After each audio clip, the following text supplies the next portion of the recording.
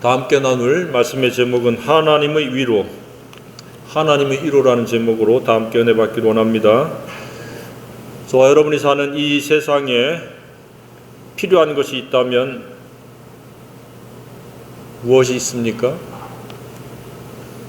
입고 먹고 마실 것도 필요하고, 또 살 집도 필요하고, 경제적인 필요, 사회적인 필요, 육신적인 필요도 있겠지만 영적인 가장 중요한 필요가 하나 있다면 무엇이라고 생각합니까? 물론 각각의 입장과 처지에 따라서 관점을 달리할 수도 있겠지만 성경적 관점에서 생각해 보면 하나님의 위로가 아닌가라는 생각을 해보게 됩니다. 하나님의 위로, 누구나 아무나 또 저절로 받지 못합니다. 위로는 또 다른 말로 하나님의 은혜일 수 있습니다. 모든 사람은 경제적인 필요도 중요하고 꼭 있어야 되겠지만 그것보다도 더 우선되어야 할 것이 있다면 하나님의 위로를 받는 은혜가 있어야 된다고 믿습니다. 특별히 사회가 점점 불법이 만연해지는 그런 시대가 되었습니다. 흉포화되는 잔인범죄가 늘어가고 개인주의가 팽배되다 보니까 나홀로 가정이 아주 급증합니다. 이제 몇 년 안 있으면 한 50%, 60% 이상이 나홀로 가정이 될 가능성이 높다고 그럽니다. 자연재해가 빈번해지고 있고 이웃 나라에서는 지진과 화산 폭발에 대한 그 염려를 쏟아내는 그러한 뉴스가 계속 이어지고 있습니다. 또 중동과 북쪽에 있는 러시아와 우크라이나는 전쟁이 멈추지 않고 있습니다. 계속해서 젊은이들이 죽어가고 있습니다. 가짜 뉴스도 판을 치고 있고 난리와 소문이 끊이질 않습니다. 뉴스를 열면 어디서 몇 명 사망, 비행기 추락, 이런 것이 세계 도처에서 계속되고 있습니다. 뿐만 아니라 사람들은 자기의 감정과 기분에 굉장히 중요하게 여기기 때문에 다른 사람의 감정과 기분을 헤아리지 못합니다. 그래서 매우 사소한 것에도 열을 올리고 분노 폭발을 하면서 다툼을 야기하고 더 나아가서는 묻지마 폭행이나 묻지마 살인도 서슴지 않고 있습니다. 이러한 시기에 우리는 하나님의 위로가 절대적으로 요구되고 필요한 시대에 있다고 생각이 되어집니다. 무엇으로 우리가 위로를 받을 수 있겠고 무엇으로 우리가 평안을 누릴 수 있겠습니까? 수많은 사건 사고 속에서 하나님의 도우심과 은혜가 아니면 우리는 우리 마음을 평안하게 유지할 수가 없습니다. 또한 우리가 열심히 노력하고 또 우리가 열심히 무엇을 잘해서 안전하게 지금 살고 있는 것이 아니라고 생각이 되어집니다. 전적으로 하나님의 은혜입니다. 하나님의 돌보심입니다. 물론 우리가 해야 될 최선의 것은 다 하지만 그것으로 우리가 완전지대를 구축하고 안전하게 살 수 있는 것은 아닙니다. 전적인 하나님의 은혜요 돌보심이요 이러저러한 위로 속에서 우리의 내면 세계를 치유해 주시며 회복시켜 준 까닭에 우리가 평안하게 안전하게 살고 있다고 믿습니다. 우리는 크고 작은 문제 속에서 어려움 속에서 그리고 마귀에 의해서 숱한 그 권고를 깃들이게 하려고 하는 그러한 괴계가 계속되고 있기 때문에 반대급부로는 하나님께서 계속해서 치유와 다루심 속에서 우리의 내면 세계를 회복시켜 주시고 위로해 주셔서 격려해 주지 아니하시면 우리는 그냥 낙심하고 우울에 빠지고 그리고 기쁨을 상실해가지고 찡그린 얼굴로 항상 면역력이 바닥에 떨어진 채로 살아갈 가능성이 매우 높습니다.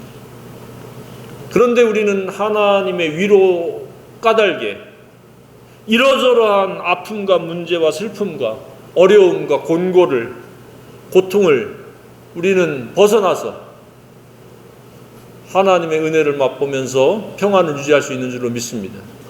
우리 예수 믿는 사람들의 차이가 믿지 않는 비신자들과의 차이가 핵심적인 것이 있다면 이처럼 하나님의 위로에 의한 치유와 회복이요 평안과 안전이라고 믿습니다. 비신자들은 하나님을 의뢰하지도 않고 하나님의 위로를 받을 만한 그러한 마음 상태를 갖지 못하니까 그들은 위로 없이 살아가는 겁니다.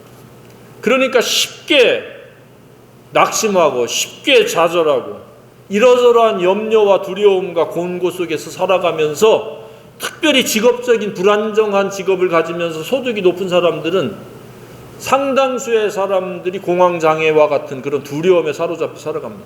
내 일자리가 끊기면 어떻게 될까? 내게 기회가 오지 않으면 어떻게 될까? 라고 하는 불안이 가중되다 보니까 그들이 그러한 두려움에 사로잡혀서 약물에 의존하지 않고는 하루도 버틸 수 없는, 여행 중에도 약 때문에 일정을 포기하고 돌아오는 경우도 있다는 이야기를 들었습니다. 그거에 비하면 우리는 얼마나 평안합니까? 얼마나 단잠을 자고 잘 자고 잘 깨고 잘 먹고 잘 입고 잘 소화하고. 근데 그렇지 못한 이들도 의외로 이 시대에 많다는 겁니다. 둘러보니까 엄청납니다. 안정적인 직업군에도 물론 있겠지만 특별히 이 비정규적인 직업을 가진 사람들 항상 늘 쫓기고 불안합니다. 내가 다음 기회를 어떻게 이어갈지, 내게 또 일할 수 있는 기회가 주어질지, 또 이런저러한 어떤 문제가 생기지 않을지, 여러 가지 복합적인 생각을 갖다 보니까 그렇게 두려움에 빠져 살고, 두려움에 빠져 살다 보니까 불안한 마음에 평안이 없다 보니까 잠자리에서도 단잠을 자지 못합니다. 그게 모든 원인이 무엇이에요? 하나님의 은혜요 위로를 받지 못하는 채 살아가기 때문에 그렇습니다. 저와 여러분에게는 하나님의 위로를 받을 수 있는 그런 믿음과 그러한 기도할 수 있는 특권을 주신 하나님을 찬양합니다. 얼마나 값없이 공짜로 이 엄청난 은혜를 우리가 받고 살아갑니까? 기도만 하면 하나님 응답해 주십니다. 어떠한 몰락을 당했거나 어떠한 함몰 웅덩이에서 방황할지라도 하나님 도와주세요, 살려주세요 라고 기도하면 하나님은 손을 내밀어서 언제든지 우리를 씻어주시고 깨끗게 해주시고 위로해 주시고 회복시켜 주시고 다시 평안의 모드로 살아갈 수 있도록 저희들을 탄탄대로로 인도해 주신다고 믿습니다. 그렇기 때문에 오늘 이 시간까지 여기까지 온 것 아닙니까? 그래서 하나님의 위로는 그냥 위로가 아니라 삶을, 내면 세계의 삶을 지옥이냐 천국이냐로 나뉘게 하는 그런 결정적인 것이라고 생각이 되어집니다. 하나님의 위로를 받으면 언제든지 지옥도 천국으로 바뀌고 낙심에서 소망으로, 좌절에서 새 힘을 얻는 것으로, 슬픔에서 기쁨으로, 불안과 두려움에서 평안으로 바꿔주는 그러한 역할을 한다면 하나님 위로가 없으면 점점점 가중되어지는 거예요. 불안이 더 커지고 염려가 더 커지고 낙심이 더 커지고 좌절해서 아주 그냥 엎드러져 버릴 수도 있고. 그러니 그 내면 세계가 지옥이 아니겠습니까? 사회적인 경제적인 여유가 무슨 소용이 있겠습니까? 내면 세계에 쉼이 없는데 저와 여러분 하나님의 위로에 의해서 내면 세계의 쉼이 계속 이어지기를 축복합니다. 하나님은 우리가 그렇게 살아가기를 원합니다. 그래서 하나님은 위로를 해주십니다. 따라서 우리는 한번 살펴봐야 됩니다. 나는 과연 하나님의 위로 가운데 하나님의 나라가 임하는 천국의 삶을 영위하고 있는가? 그리고 그 비중이 절대적으로 큰가? 아니면 하나님의 위로 없이, 아니면 위로에 대한 그런 개념은 지식적으로 알고 있지만 위로를 한 번도 간구해 본 적도 없고 위로받은 적도 없이 거의 지옥 상태로 사는지를 살펴봐야 됩니다. 하나님 우리가 지옥과 같은 내면 세계로 살기를 원치 않습니다. 목자가 되셔서 푸른 초장 쉴만한 물가로 인도해 주시기를 원하시는 분이십니다. 사망의 음침한 골짜기를 다닐지라도 상해를 입지 않도록 우리를 주의 막대기와 지팡이로 우리를 안위해 주시는 분입니다. 이처럼 위로해 주시고 안전하게 보호해 주시는 것을 안위하시는 분이라 이렇게 말씀을 합니다. 그런데 자기 홀로 그냥 하나님을 배제시키고, 과거에 예수님 믿었다고 했지만은 어려움이 닥치면 그냥 하나님도 뭐도 다 모른다라는 그러한 생각 속에서 그냥 홀로 고군분투하며 살아가는 것은 하나님의 뜻이 아닙니다. 즉각적으로 하나님의 위로받을 수 있는 그러한 마음과 태도로 나가야 됩니다. 자, 그러면 우리가 어떻게 해서 하나님의 그 위로를 받을 수 있습니까?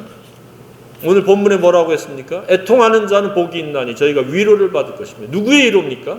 이것은 두말할 나위 없이 하나님의 위로입니다. 근데 애통은 무엇입니까?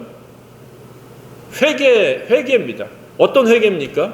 자기의 죄를 슬퍼하면서 회개하는 게 애통입니다. 그러니까 누가 위로를 받을 수 있느냐? 첫 번째로 회개하는 자가 하나님의 위로를 받을 수 있습니다. 그러면 우리가 위로가 필요할 상태가 되어진다는 것은 죄가 있을 때 슬픔도 불안도 두려움도 죄책감도 그리고 온갖 곤고한 마음들이 깃들게 되어진다는 겁니다. 그래서 그 죄를 슬퍼하면서 회개하면은 하나님께서 언제 그랬냐는 듯이 우리를 회복시켜 주시고 치유해 주시고 다시 평안으로 이끌어 주실 줄로 믿습니다. 언제 회개를 해보았습니까? 회개는 단회적인 회개가 아니라 광의적 의미로 볼 때는 우리는 빈번하게 회개를 해야 됩니다. 성령 안에서 죄에 대한 민감성이 있어야 되고 하나님의 뜻에 대한 예민함이 있어야 됩니다. 그래야 회개를 하죠. 죄가 죄인지 죄가 무엇인지 감각이 무뎌지고 양심이 무뎌지면 회개하지 않습니다. 남들도 다 그렇게 사는데 라고 하면서 사람들의 그 평균과 보편의 기준을 두고서 자기를 정당화시킵니다. 근데 우리는 하나님의 관점에서 성령 안에서 진리로 말미암아 우리 내면 세계를 들여다봐야 됩니다. 그냥 우울해지고 그냥 낙심하고 그냥 슬퍼지는 게 아닙니다. 죄가 있으면 성령께서 슬퍼하시고 근심하시고 성령이 소멸되기 때문에 기쁨이 사라지고 즐거움이 사라지는 겁니다. 죄와 성령님은 같이 동행할 수 없습니다. 그래서 애통이라고 하는 죄를 자백하는 것이 필요합니다. 그래서 옛사람에서 돌이킬 때 회개라고 그러고 우리가 믿는 자가 죄를 자백하는 것을 토설하는 것을 자백이라고 합니다. 그러나 광의적 의미는 동일합니다. 어쨌든 죄에서 돌아서야 하나님의 위로가 작동하기 시작하고 하나님의 손길이 미친다는 사실을 깨닫기를 바랍니다. 어떻게 내가 죄를 후회하고 내가 왜 그랬을까 자기 땅을 치고 후회하는데 소용없습니다. 후회는 회개가 아닙니다. 그리고 하나님의 위로를 받을 수 있는 그런 기회를 만들지를 못합니다. 후회하기 전에 골방에 들어가서 눈물의 기도를 해야 됩니다. 애통이라고 하는 것은 슬픔의 기도입니다.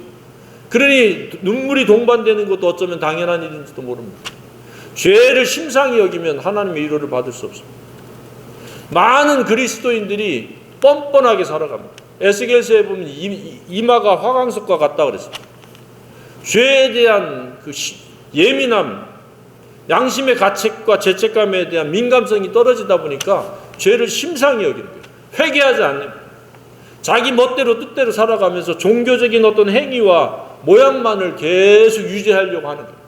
그래서 하나님이 복장이 터지실 마음으로 계속 선지자들을 통해서 왜 너희들 이렇게 불순종하느냐, 진리를 순종하지 않느냐 계속 언급하지만 계속 그냥 종교적인 관습, 형식, 모양만 있고 하나님의 뜻은 온데간데 없습니다. 그리고 그것이 굳어져 버린 겁니다. 아주 이제 그것이 습관화돼 버린 겁니다. 그래서 그들은 위로를 받지 못합니다.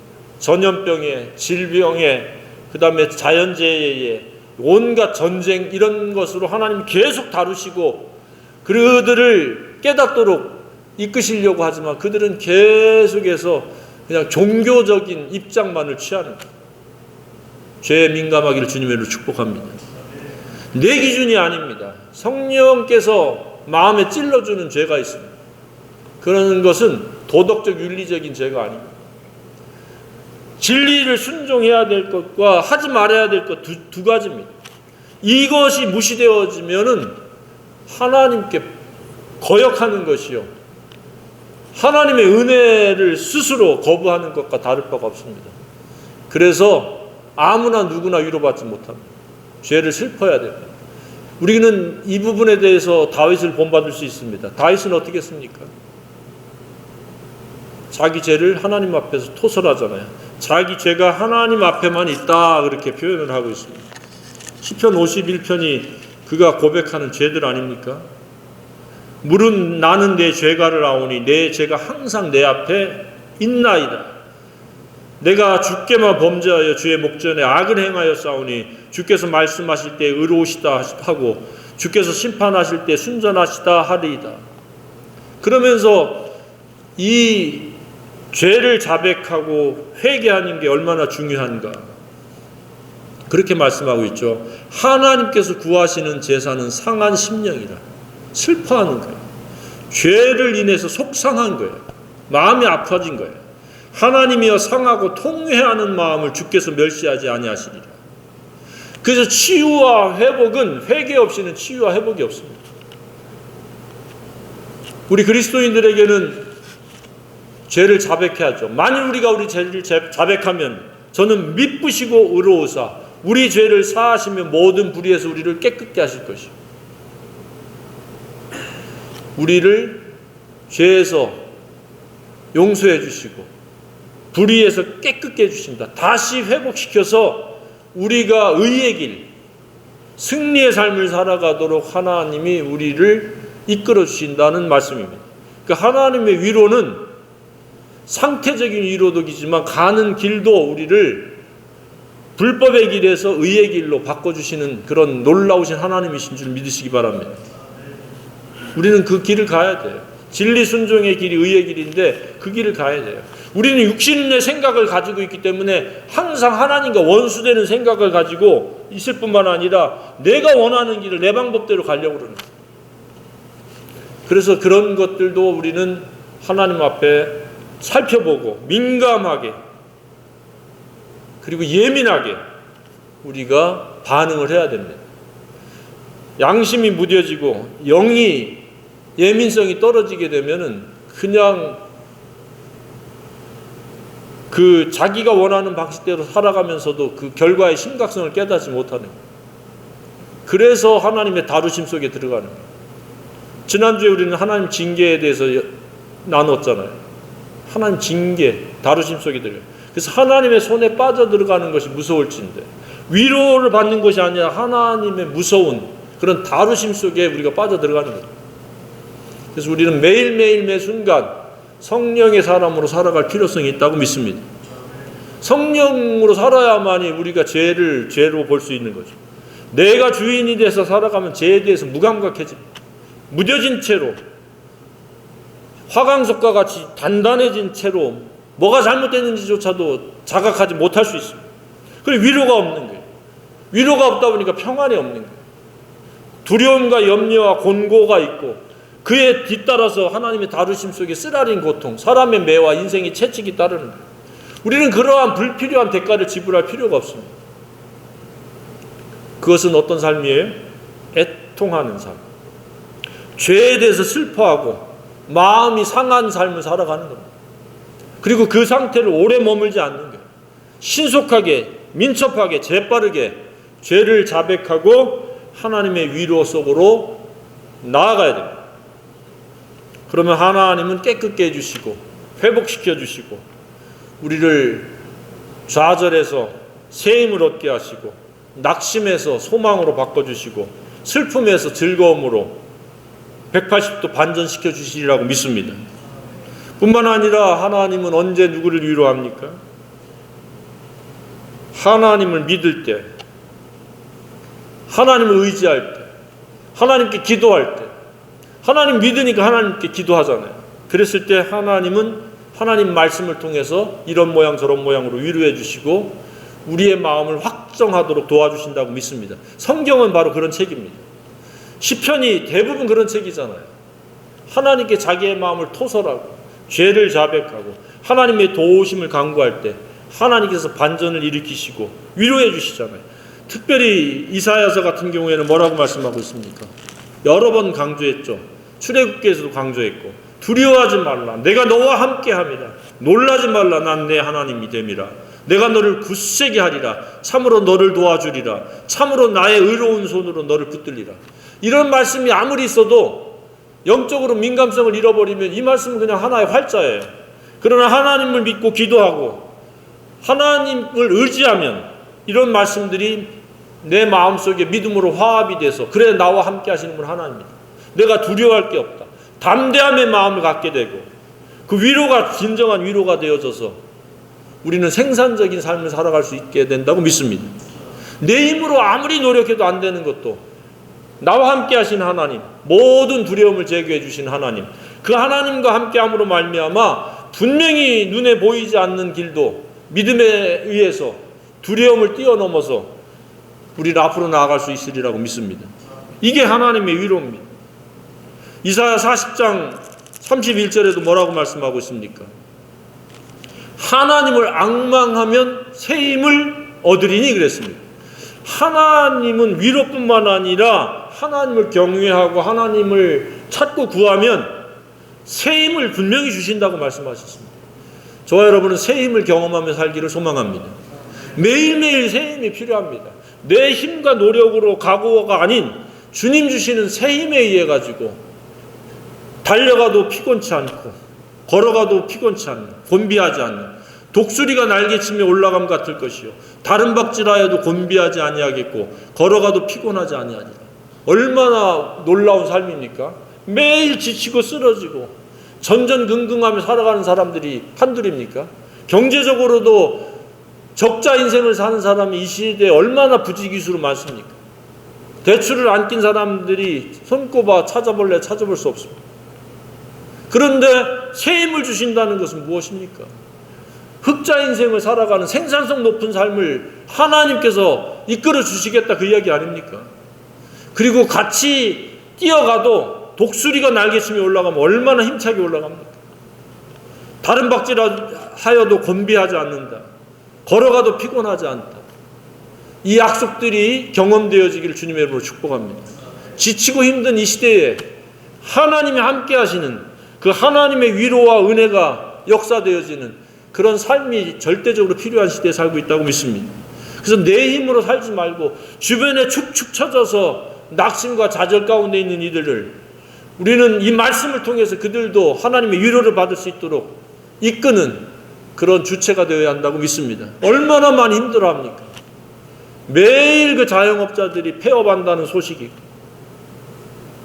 겨우겨우 그 적자와 다를 바 없는 그런 영업을 하고 있다고 하는 그런 이야기들도 하고 있지 않습니까? 그래서 모든 사람들이 예수 그리스도로 말미암는 죄사함의 은혜와 위로도 받아야 되겠고 순간순간에 넘어지고 쓰러질 때마다 그 원인을 하나님 앞에 자백하고 고백함으로 반전의 은혜를 경험함으로 새 힘을 얻어야 됩니다. 그래서 애통은 예수 그리스도로 말미암는 그러한 위로입니다. 죄인이 죄를 용서받았다는 위로보다 더 큰 위로가 어디 있겠습니까? 하나님이 세상을 이처럼 사랑하사 독생자를 주셨으니 이는 저를 믿는 자마다 멸망치 않고 다 영생을 얻게 하려 하십니다. 이 말씀도 회개하면은 이 말씀들이 화합이 일어납니다. 믿음을 갖도록 성령이 역사하십니다. 그러니까 우리의 삶을 이끌어가는 그러한 단초요 출발은 언제나 회개부터 시작되어야 한다고 믿습니다. 근데 회개는 아무나 하는 게 아니에요. 앞선 구절에 보면 겸손한 자만 회개합니다. 자기의 정체성에 대한 정직하고 솔직한 자, 자기의 됨됨이에 대해서 정직하게 인정하는 게 겸손입니다. 그래야만이 두 번째 단계인 회개가 일어나고 회개가 있어야 위로를 받게 되고 위로를 받아야 온전한 사람으로 변화시켜 주시고 온전한 사람이 돼야 평안이 있고 그리고 즐거움이 있고 기쁨의 삶을 살아가게 된다고 믿습니다. 우리는 하나님을 경험해야 됩니다. 그럴 때 우리는 하나님의 모든 약속이 그냥 하나의 지식이 아닌 경험되어지는 은혜가 되어질 줄로 믿습니다. 이 시대에 우리는 하나님의 위로의 전달자가 되기를 소망합니다. 옆 사람도 보면 이런저런 문제를 다 끌어안고 살아갑니다. 왜? 자신이 할 수 있는 것은 극히 제한적이고 할 수 없는 것이 너무 많기 때문에 그렇습니다. 그리고 얼마나 많이 우리는 실족을 합니까? 윤리도덕적으로는 물론이고 정신적으로 언어적으로 얼마나 생각으로 얼마나 많이 빗나간 삶을 살아갑니까? 그러니 그 마음이 정상적으로 온전하게 이루어질 수가 없습니다.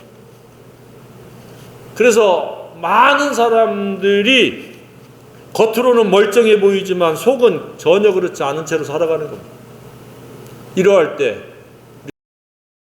은혜요 위로가 무엇인지를 제시해 줄 수 있고 설명해 줄 수 있고 내가 경험한 하나님을 공유할 수 있는 그러한 기회로 만들어야 된다고 믿습니다. 절대적으로 우리는 하나님의 위로가 필요한 시대에 살고 있습니다. 사람들은 죄를 정당화시키고 합리화시키고 남 탓으로 돌리고 핑계를 대고 있습니다. 그러니 그 하나님의 위로를 경험하지 못하고, 그러니 알코올에 의존을 합니다.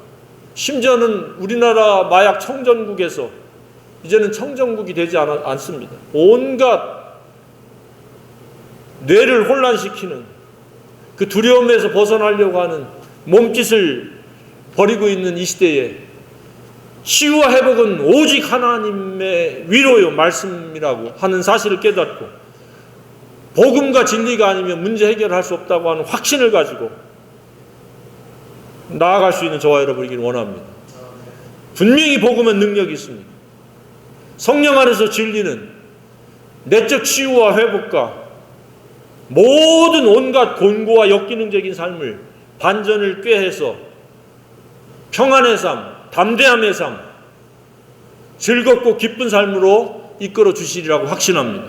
그런 생애가 다 되시길 주님의 이름으로 축복합니다.